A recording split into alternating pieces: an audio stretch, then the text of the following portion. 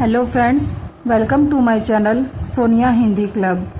इस वीडियो में हम आदिकाल में जितने भी प्रसिद्ध रचनाएं हैं और रचनाकार हैं उनको डिटेल में देखेंगे। इससे पिछली वीडियो में हमने बात की थी पृथ्वीराज रासो की। आज हम बात करेंगे बिसलदेव रासो। बिसलदेव रासो अगर हम बात करें इसके समय की कि यह किस समय रचा गया था, तो कौन सा समय था? 1155 ईस्वी शुक्ल के अनुसार यह समय दिया गया है और सर्वमान्य यही समय है। आगे है रचनाकार। रचनाकार कौन है इनके? नरपति नल्ला है। आप इस तरह से इसको ट्रिक के माध्यम से नाम याद कर सकते हैं कि नर जो हैं कितने थे? 20 थे। नर कितने थे? 20 थे। तो बिसलदेव रासो किसकी है? नरपति नल्ला की रचना है। इसमें से काफी बार ये पंक्तियां पूछ ली जाती है। कौन सी? संवत 1272 मझारी, जेठ बुधे नवमी बुधवारी, नाले रसायन आरंभ करी, शारदा टूटी ब्रह्म कुमारी। यह किससे संबंधित है? बिसलदेव रासो से संबंधित है। इससे आगे हम बात करते हैं। बिसलदेव रासो का संपादन माता प्रसाद गुप्त ने किया था, जिसमें 128 छंद हैं। क्या है? बिसलदेव रासो का जो संपादन है वो किसने किया था? माता प्रसाद गुप्त ने किया था और उसमें 128 छंद हैं। काव्य रूप की यदि हम बात करें तो बिसलदेव रासो मुक्तक काव्य है। रस कौन सा है? श्रृंगार रस है। और आपको पता भी होगा श्रृंगार में संयोग और वियोग दोनों का समावेश होता है। तो बिसलदेव रासो में संयोग और वियोग दोनों पक्षों का चित्रण किया गया है। नायक है इसमें बिसलदेव तृतीय, अजमेर के चौहान वंश का शासक।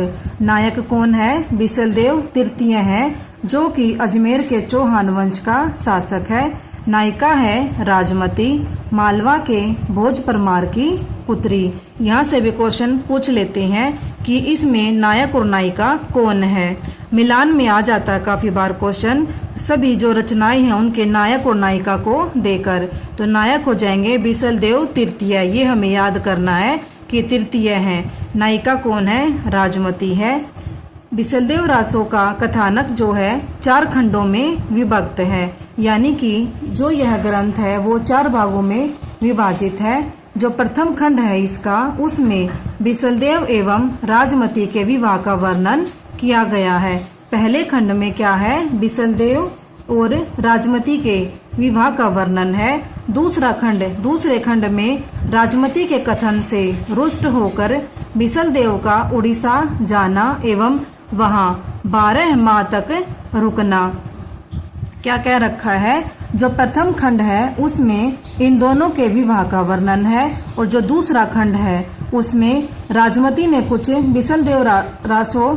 बिसलदेव से कुछ कथन बोल दिए थे, जिससे नाराज होकर जो बिसलदेव हैं वो उड़ीसा चले गए थे।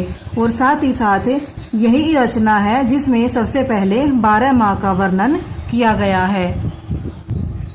दूसरे खंड के बाद बात करते हैं तृतीय खंड, राजमती के विरह का वर्णन एवं बिसलदेव का उड़ीसा से लौटना। इसमें पहले ही बता रखा है कि जो श्रृंगार रस है उसका संयोग और वियोग दोनों का वर्णन किया गया है।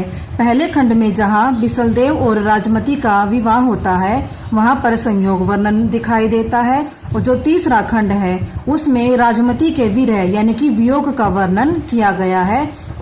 और इसी खंड में बताया गया है कि जो बिसलदेव है वो उड़ीसा से वापस आ जाता है। चतुर्थ खंड, इसमें भोज परमार कौन थे? राजमती के पिता थे। इनके द्वारा अपनी पुत्री को घर ले जाना तथा बस बिसलदेव द्वारा उसको वापस अजमेर लाना, इसकी कहानी बताई गई है। बस बिसलदेव रासो से संबंधित कुछ महत्वपूर्ण तथ्य है जहाँ से हमारे एग्जाम में काफी बार क्वेश्चन आ जाता है। एक बार इनको भी हम देख लेते हैं। क्या है? इसमें सर्वत्र वर्तमान कालिक क्रियाओं का प्रयोग हुआ है। किसमें? बिसलदेव रासो में हमें हर जगह वर्तमान कालिक क्रियाओं का प्रयोग हुआ है। यह श्रृंगारिक विरह एवं गे काव्य है।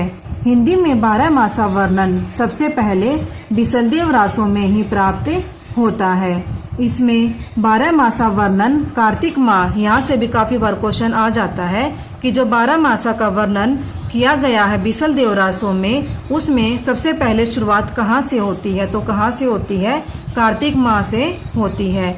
इसकी जो शैली है वो पिंगल है। इसमें राजस्थानी, ब्रज एवं मध्य देशीय भाषाओं का प्रयोग हुआ है। आपको पता भी होगा जो पिंगल है वो राजस्थानी प्लस में ब्रज, इन दोनों के ही योग से बनती है। इसको हम याद करने के लिए कि भी इसमें ब्रज भाषा आएगी या अपभ्रंश आएगी, इसको याद करने के लिए आप ब्रज को बर्फ भी याद कर सकते हैं, जिससे हम पे पता लगेगा जो बर्फ है वो ही क्या है? पिंगलती है। जिससे हमें भाषा का पता लग जाएगा कि पिंगल में कौन सी शामिल है। राजस्थानी की जगह राजस्थानी के साथ राजस्थानी और ब्रज भाषा है, और इसी को हम क्या बोलते हैं? पिंगल शैली बोलते हैं। उम्मीद करती हूँ आपको बीसलदेव रासों से संबंधित जितने भी महत्वपूर्ण तथ्य हैं वो समझ में आए होंगे। Thank you.